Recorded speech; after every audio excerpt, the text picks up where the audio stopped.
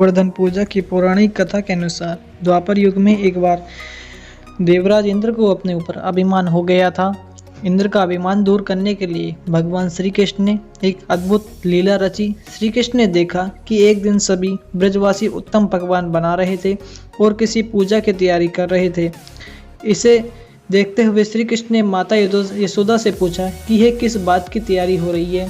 श्री कृष्ण की बात सुनकर माता यशोदा ने बताया कि इंद्र की सभी ग्रामवासी पूजा करते हैं, जिससे गांव में ठीक से वर्षा होती है और कभी भी फसल खराब नहीं होती है। अन्न धन बना रहे उस समय लोग इंद्रदेव को प्रसन्न करने के लिए अन्नकूट चढ़ाते थे।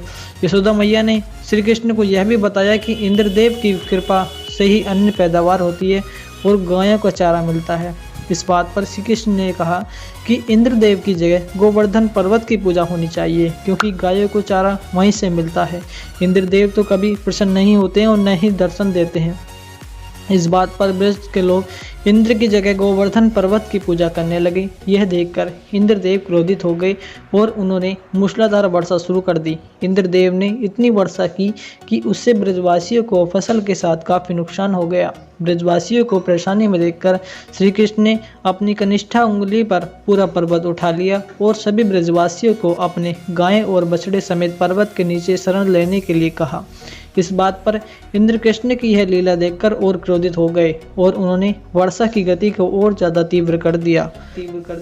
तब श्री कृष्ण ने सुदर्शन चक्र से कहा कि आप पर्वत के ऊपर विराजमान होकर वर्षा की गति को नियंत्रित करें, और शेषनाग से कहा कि आप मोड़ बनाकर पानी को पर्वत की ओर आने से रोकें। इंद्र लगातार 7 दिन तक वर्षा करते रहे।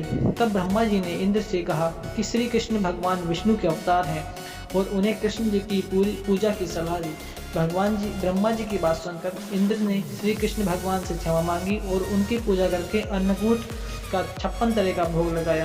तभी से गोवर्धन पर्वत पूजा की जाने लगी और श्री कृष्ण को प्रसाद में 56 भोग चढ़ाया जाने लगा। तो कैसी लगी ये वीडियो, लाइक एंड कमेंट करके जरूर बताएं, और इस प्रकार सनातन से रिलेटेड ज्ञान पाने के लिए चैनल को सब्सक्राइब जरूर कर लें। जय श्री कृष्ण।